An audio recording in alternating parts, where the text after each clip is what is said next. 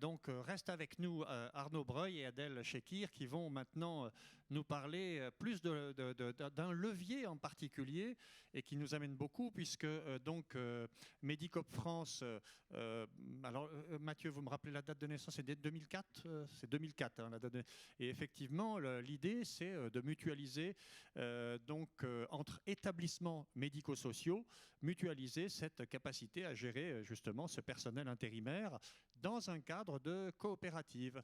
Et donc, c'est un cadre que, ben voilà, Monsieur Chekir en a parlé très succinctement, il va nous en parler un petit peu plus. Et donc, c'est ça la question de cette deuxième table ronde. Est-ce que donc le modèle coopératif, c'est un levier très fort et en quoi, enfin, qu'est-ce qu'il amène dans cette question de l'attractivité maintenant?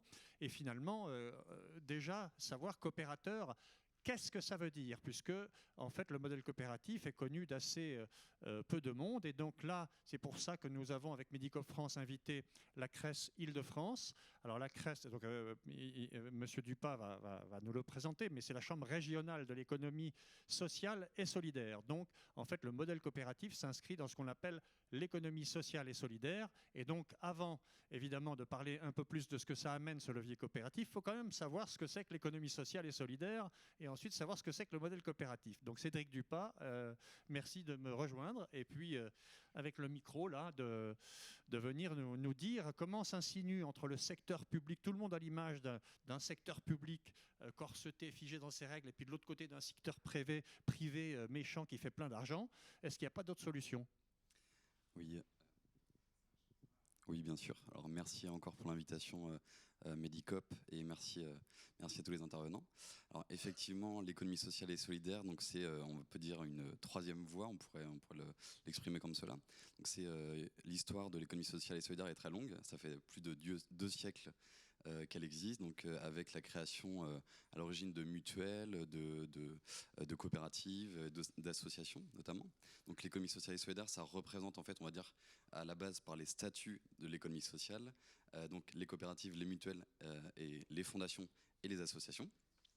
Et dernièrement, donc en 2014, une loi a institué l'économie sociale et solidaire et a ajouté dans cette famille les entreprises commerciales qui ont un enjeu aussi social.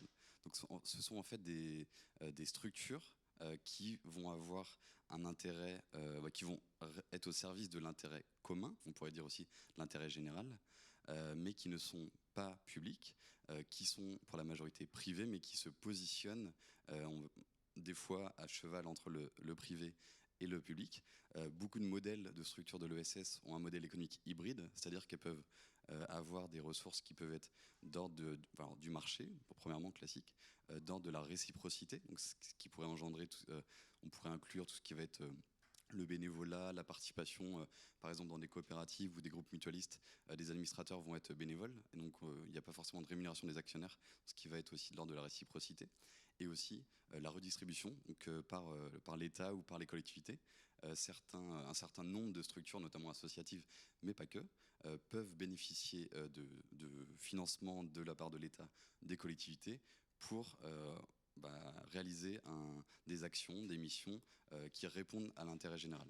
Donc l'économie sociale et solidaire, c'est tout ça, ça englobe énormément de structures. On dit en général que ça représente à peu près 10% des salariés en France. Alors en Île-de-France, on est à plutôt 7%, donc on est dans une région où il y a une très forte concentration économique du privé. C'est pour ça qu'il y a un peu moins du privé lucratif, effectivement. Et si on peut, alors pour définir aussi certaines structures comme le groupe UP ou certaines coopératives notamment, bien sûr que l'objectif est aussi de réaliser de l'argent, bien sûr, c'est de gagner de l'argent, mais qui vont être réinvestis au service de la structure, mais pas forcément, c'est vraiment ça qui est important à comprendre, pas pour rémunérer les actionnaires. Les trois grands principes de l'économie sociale et solidaire qui sont institués dans la loi 2014, c'est un objectif qui est autre que la seule rémunération des actionnaires. Alors, retenez bien ça, ces trois conditions, c'est les trois piliers de la loi de 2014 qui définit l'économie sociale et solidaire. Donc vous pouvez même le redire la première et puis ensuite les deux autres. Donc un objectif qui n'est pas seulement donc la rémunération de ces actionnaires, Donc il peut y avoir bien sûr de la rentabilité générée par une activité économique pour des coopérateurs ou pour des personnes qui sont au capital d'une coopérative par exemple, mais l'idée n'est pas, l'objectif de la structure n'est pas celle-ci, n'est pas l'enrichissement. Le deuxième critère... De l'argent, oui, mais au service du projet. Exactement, et au service de la société, donc du bien commun. Et donc le deuxième critère est une gouvernance démocratique. Donc dans toutes les structures de l'ESS, même si on sait que dans des très grands groupes, la démocratie peut être un peu plus mitigée parce que dans une structure des milliers de coopérateurs, elle est différente. C'est quoi la démocratie dans une grosse organisation? Alors, ça va dépendre de la structure. Alors, je pense que le groupe Up pourra en parler parce qu'on a là la plus grande scope de France. Après, il y a différents modèles aussi de coopératives. Je peux citer des grandes banques coopératives comme le Crédit Agricole ou des grands réseaux de distribution comme le Système U, par exemple, qui sont dans le monde de l'économie sociale et solidaire, car ce sont des grands groupes coopératifs. Par contre, dans ces groupes-là, le modèle démocratique va faire intervenir en fait ce qu'on appelle les administrateurs. Donc par exemple, je suis au Crédit Agricole, j'ai un compte, j'ai la possibilité d'être administrateur. Mais par contre, alors ça c'est des débats qui sont très propres à l'ESS, la démocratie interne, à partir de quel moment la démocratie est moins efficace et est moins au service du projet Oui, commun. ce qui est très important par rapport, c'est de reboucler par rapport à ce que vous avez dit au début, c'est-à-dire que c'est des structures, quand c'est des grosses organisations, c'est hybride. Ça veut dire que bien entendu, dans des structures hybrides, il y a en effet des coopératives ou des associations qui fonctionnent démocratiquement, une personne égale une voix, etc. Et bien effectivement, après, on filialise avec plein d'établissements. Si vous parliez du Crédit Agricole, la CASA, qui est donc détenue par toutes les coopératives locales et régionales, la CASA est une société capitaliste, tout ce qui est plus normal, mais elle est filiale, effectivement des coopératives. Et le troisième critère, du coup, pour être dans l'ESS, donc je vais dire ESS maintenant, c'est un peu plus court, c'est d'avoir un modèle de gestion qui soit au service aussi du projet de la structure et aussi au service des autres structures de l'ESS. Donc par exemple, ça va être les réserves, par exemple, impartageables, elles vont être remises dans la structure au service des adhérents ou au service de la structure. Si l'entreprise fait faillite, le boni de liquidation, c'est ça qu'on l'appelle, doit être redistribué à une autre entreprise de l'ESS. Donc il y a aussi une forme de solidarité entre les structures de l'ESS. Et on peut le voir notamment dans le monde coopératif, associatif ou autre.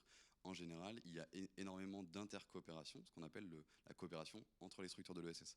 Donc il y a un focus sur la coopération à l'intérieur de la structure, donc notamment le modèle coopératif, et des coopérations qui peuvent être en dehors avec tout un écosystème coopératif, associatif, mutualiste et autres.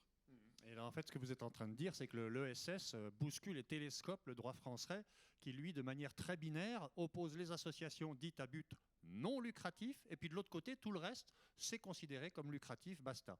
Et l'ESS, visiblement, prend acte de la complexité, de la pluralité de la réalité économique, avec donc d'ailleurs ce que Henri Mintzberg, qui est un sociologue de l'organisation, il a dit, d'un côté il y a le secteur public, de l'autre côté il y a le secteur privé, et ben vous êtes le secteur pluriel.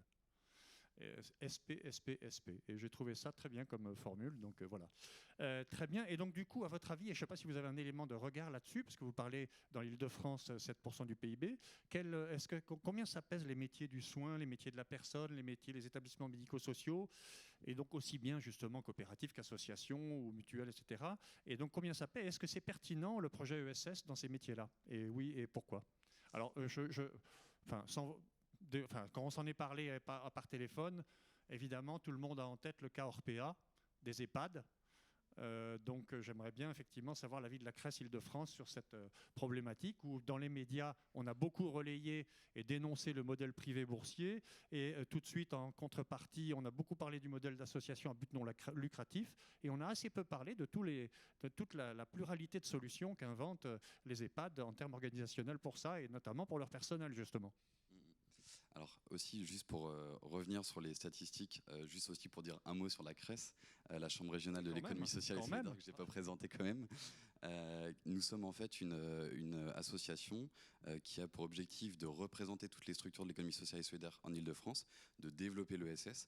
Et on a aussi plein de missions qui vont être sur l'accompagnement, la sensibilisation, c'est très, très vaste. Mais aussi on a un observatoire. Et en fait, toutes les statistiques de l'ESS sont analysées par notre observatoire. Il y a une chambre régionale de l'ESS dans chaque région. C'est la loi, encore une fois, 2014 qui l'a instituée. Et nous, alors, dans notre région, en Île-de-France, je pourrais vous donner quelques chiffres, mais il y a, donc, en termes d'établissements, il y a 14% d'établissements du monde de l'ESS qui sont dans l'action sociale et 2,5% qui sont dans la santé humaine. Et du coup, ce qui représente une part... Alors, l'action sociale est une part conséquente de l'économie sociale et solidaire. Tout ce qui va être... Ce qui ne paraît pas complètement illogique, on est dans l'humain. Oui, exactement. Et ce qui va être lié à la santé humaine, bon, c'est un peu plus faible, mais bon, c'est quand même une part non négligeable. Pour reprendre votre demande sur le cas Orpea, par exemple, alors oui, les structures de l'économie sociale et solidaire peuvent être une solution, on va dire, pour une alternative, en tout cas, à ce type de modèle. On a bien vu, on a tous été choqués, je pense, de voir dans quelles conditions des grandes entreprises comme Orpea ou autres pouvaient traiter les personnes âgées. Il y a en fait, en France, là c'est des statistiques au niveau national, aujourd'hui c'est 25% des entreprises, des structures qui sont dans les EHPAD, les maisons de retraite, etc., qui sont dans le secteur privé lucratif. 30% sont dans le secteur de l'ESS. Et c'est en évolution. Et il y a 45% qui sont, alors je crois que je pense que le calcul est bon, j'espère, 45% qui sont dans le public. On observe qu'il y a de moins en moins de public. Ça fait des années qu'il n'y a pas eu d'EHPAD, je crois, créés dans certaines régions, en tout cas de manière publique. Le privé s'est pas mal développé également, mais on a vu ses limites récemment. Le modèle de l'économie sociale et solidaire a le vent en poupe, je dirais, à ce sujet-là, et répond notamment à énormément d'enjeux et à beaucoup plus d'avantages, je dirais. Je peux en énumérer quelques-uns. Oui. La différence, par exemple, entre alors, dans les modèles EHPAD, maisons de retraite, dans le système de l'économie sociale et solidaire, on l'a vu tout à l'heure, il peut y avoir les fondations, il peut y avoir aussi des groupes mutualistes, et il peut y avoir aussi des groupes associatifs. Et notamment, il y a aussi des maisons de retraite associatives, autonomes, qui sont indépendantes totalement de grands groupes. Juste pour faire un petit focus un peu sur les structures mutualistes, donc on n'est pas dans le modèle coopératif, mais on est toujours dans la famille de l'ESS, et les valeurs et les critères peuvent être vraiment, vraiment similaires. Il y a toujours une gouvernance démocratique. Les administrateurs sont bénévoles. Il n'y a pas de rémunération d'actionnaires. Donc c'est très important, ça montre quand même qu'il n'y a pas d'enjeu de rentabilité et notamment de faire du profit aux dépens des adhérents ou des résidents.